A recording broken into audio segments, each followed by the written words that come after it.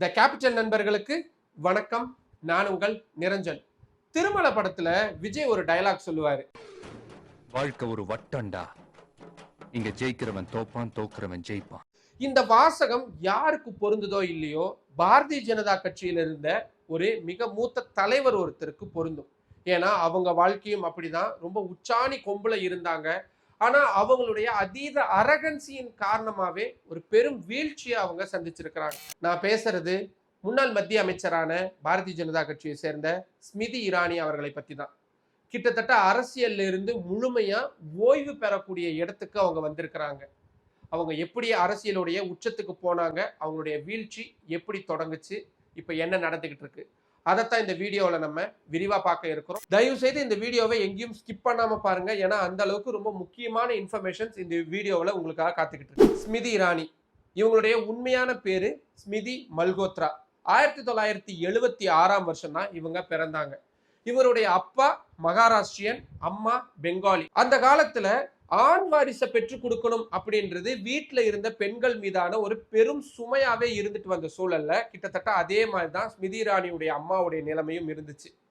இவங்களுக்கு அடுத்தடுத்து 3 பெண் குழந்தைகள் பிறந்தாங்க அப்படின்றதுனால ஸ்மிருதி இரானி தான் கடைசியா பிறந்த பெண் குழந்தை. அதனால அவங்க வீட்டுல நிறைய பிரச்சனைகள் ஏற்படுது. அதனால ஸ்மிருதி இரானிக்கு 7 வயசு இருக்கும் பொழுதே அவங்க அம்மா வீட்டை விட்டு வெளியேறாங்க, 3 குழந்தைகளையும் கூப்பிட்டுக்கிட்டு. அப்படி டெல்லிக்கு வந்த ஸ்மிருதி இரானி டெல்லியில தான் பள்ளி படிப்பு, கல்லூரி படிப்பை எல்லாத்தையும் நடத்துறாங்க. ஆனா ஆரம்பத்துல இருந்தே மாடலிங் மேல ரொம்ப தீவிரமான ஆசை ஸ்மிருதி இரானிக்கு இருந்துச்சு.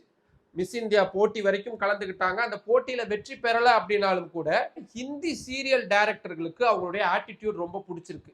அதனால ஹிந்தி சீரியல்கள்ல ரொம்ப பிஸி ஆகுறாங்க. ராமாயணம் மாதிரியான பல முக்கியமான ஹிந்தி தொடர்கள்ல அவங்க நடிச்சிருக்கிறாங்க. அதுல ஹிந்தி நாடகம் ஒண்ணுல ஒரு பாசமான அன்னி கேரக்டர்ல அவங்க நடிச்சாங்க. அந்த கேரக்டர் இப்ப வரைக்கும் வட இந்தியாவில் அவ்வளவு பிரபலம். ஒரு வீட்டுக்கு அண்ணி ஒருத்தவங்க வராங்கன்னா இந்த மாதிரி தான் இருக்கணும் அப்படின்னு இப்பவும் வட இந்தியாவில் இருக்கக்கூடிய குடும்பத்தார் எதிர்பார்க்கக்கூடிய அளவுக்கு அந்த கேரக்டர் அமைஞ்சிருந்தது அப்படின்றது தான் ரொம்ப ரொம்ப சுவாரஸ்யமான விஷயம். சின்ன சின்ன திரைப்படங்கள்லயும் அவங்க நடிச்சிருந்தாலும் கூட அவங்களுடைய ஆசை அதிகாரத்தை நோக்கி தான் இருந்தது. அதுக்கு அவங்களுக்கான வடிகாலா இருந்தது பாரதிய ஜனதா கட்சி. ஏன்னா ஸ்மிருதி இரானியுடைய அம்மாவும் சரி தாத்தாவும் சரி தீவிரமான RSS சித்தாந்தங்கள் கொண்டவங்களாகவும் அந்த அமைப்புல சேர்ந்து செயல்படக்கூடியவங்களாகவும் இருந்தாங்க. அதனால மகாராஷ்டிரா பாஜகவுல பொறுப்புக்கு வராங்க.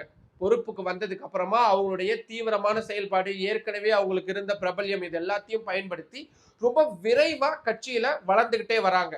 தேசிய அளவிலும் அவங்களுக்கான முக்கியத்துவம் அப்படின்றது கொடுக்கப்படுது.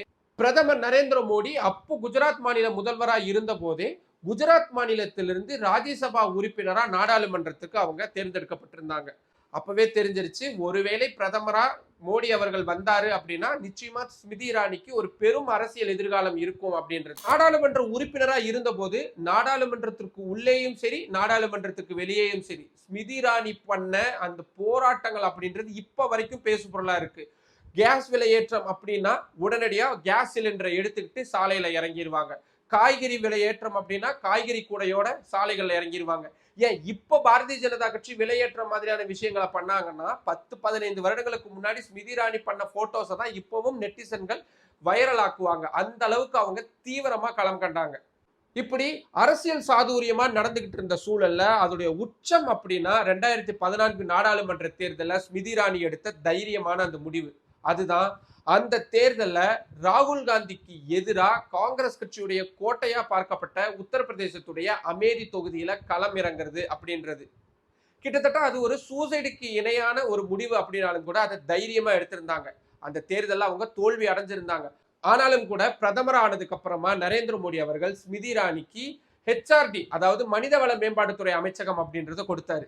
இதுலதான் 2019 அவங்களுடைய அரசியலுடைய உச்சம் அப்படின்னு சொல்லப்படக்கூடிய அளவுக்கு அதே அமேதி தொகுதியில ராகுல் காந்தியை தோற்கடிச்சிருந்தாங்க ஸ்மிருதி இரானி. பிரதமர் வேட்பாளரா பார்க்கப்பட்ட ஒருத்தரை தோற்கடிச்சவங்களுக்கு என்ன மரியாதை கிடைக்கும் கட்சியில, அதேதான் ஸ்மிருதி இரானிக்கும் கிடைச்சது. கட்சியிலும் சரி ஆட்சியிலும் சரி அவங்களுக்கு அத்தனை உயர்வுகள் அப்படின்றது கொடுக்கப்பட்டது. ஆனா ஸ்மிருதி இரானி ரொம்ப தெளிவா ஒரு விஷயத்துல இருந்தாங்க. அதுதான் ராகுல் காந்தி எதிர்ப்பு அப்படின்றதுதான் அரசியலில் தன்னை தொடர்ச்சியா தக்க வைக்க உதவுறதுக்கான அதிமுக்கியமான கருவி அப்படின்றத புரிஞ்சு வச்சிருந்தாங்க. அதனால ராகுல் காந்தியுடைய பர்சனல் லைஃப் தொடங்கி அவர் காலையில எந்திரிக்கிறதுல இருந்து அவர் போடுற ஷூல இருந்து அவர் தாடி வச்சிருந்தாருன்னா அதை விமர்சிக்கிற வரைக்கும் தொடர்ச்சியா ராகுல் காந்தியை விமர்சிக்கிறதுக்காக மத்திய அரசுல ஒரு அமைச்சகம் உருவாக்கப்பட்டதுன்னா அதோடைய அமைச்சரா ஸ்மிருதி இரானியை நியமிக்கலாம் அப்படின்ற அளவுக்கு நெட்டிசன்கள் கேலி செய்யக்கூடிய அளவுக்கு தான் அவங்களுடைய செயல்பாடுகள் இருந்துச்சு. ஏன் நாடாளுமன்றத்துல ராகுல் காந்தி தன்னை பார்த்து ஃபிளையிங் கிஸ் கொடுத்தாரு அப்படின்னு சொன்னதெல்லாம் கூட அதோடைய உச்சபட்சமா தான் நம்ம பார்க்க வேண்டியதா இருக்கு. ஆனா அதே நேரத்துல அவங்களுடைய இன்னொரு முகம் அப்படின்றதும் ரொம்ப தீவிரமா வெளிப்பட தொடங்குச்சு இந்த காலகட்டத்துல. அதுதான் அவங்களுடைய அரகன்சி.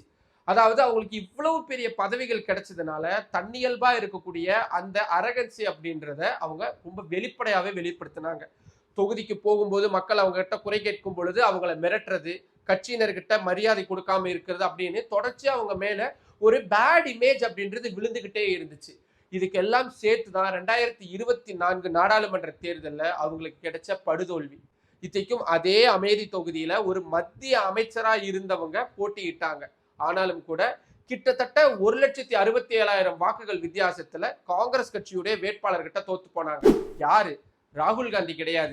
அங்கதான் ராகுல் காந்தி இத்தனை வருஷமா ஸ்மிருதி இரானி அவங்கள படுத்தின பாட்டுக்கு ரொம்ப சரியான பழிவாங்குதல செஞ்சிருந்தார். ஒருவேளை அவரு போட்டியிட்டு ஜெயிச்சிருந்தா கூட அவ்வளவு இம்பாக்ட் ஏற்படுத்தி இருக்காரு. ராகுல் காந்தி, சோனியா காந்தி ஆகியோருக்கு ரொம்ப நெருக்கமா பார்க்கப்பட்ட KL சர்மாவை களமிறக்கி அவரை வெற்றி பெற வச்சாங்க. இவரை வேட்பாளரா காங்கிரஸ் கட்சி அறிவிச்சப்போ பாரதிய ஜனதா கட்சியினர் என்னதுமா சொன்னாங்க? காந்தி குடும்பத்துடைய வேலைக்காரனை இறக்கி இருக்கிறாங்க அப்படின்னாங்க. ஆனா அதே வேலைக்காரன் தான் 1,67,000 வாக்கு வித்தியாசத்துல மத்திய அமைச்சரான ஸ்மிருதி இரானியை தோற்கடிச்சாரு அப்படின்ற தகவல் இந்தியா முழுக்க ஸ்பார்க்கா பரவுச்சு. அதுதான் ஸ்மிருதி இரானிக்கு இன்னும் ஒரு பெரிய அடியா போய் விழுந்துச்சு. அதுக்கப்புறமா அவங்க கொஞ்சம் கொஞ்சமா பாரதிய ஜனதா கட்சியிலிருந்து ஒதுக்கப்பட்டாங்க அப்படின்னு சொன்னாதான் அது சரியா இருக்கும். ஆனாலும் கூட விடாம தொடர்ச்சியா கட்சியில ஏதாவது ஒரு இடத்துக்கு வந்துடலாம் அப்படின்னு முயற்சி பண்ணிக்கிட்டே இருந்தாங்க. டெல்லியில நடந்த டெல்லி சட்டப்பேரவை தேர்தலில் கூட எலெக்ஷன் கேம்பெயின்ல ரொம்ப தீவிரமா செயல்பட்டாங்க. ஆனாலும் கூட அது எதுவுமே பாரதிய ஜனதா கட்சியுடைய தலைமையை குளிர்விக்கக்கூடிய வகையில இல்லை.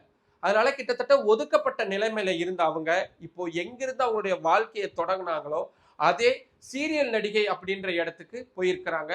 நம்ம ஏற்கனவே பார்த்தோம்ல அவங்க ஒரு அன்னி கேரக்டர்ல நடிச்சாங்க அப்படின்னு. அந்த நாடகத்துடைய மறுபதிப்பு இப்ப மீண்டும் எடுக்கிறாங்க. அதுல ஸ்மிருதி இரானி நடிக்கிறதுக்கு ஒப்பந்தம் ஆயிருக்கிறாங்க. அது மட்டும் இல்லாம முழுமையா மகாராஷ்டிராவுக்கு போய் முழுக்க முழுக்க அவங்களுடைய நடிப்பு துறையில கான்சென்ட்ரேட் பண்ண போறதா சொல்லியிருக்கிறாங்க.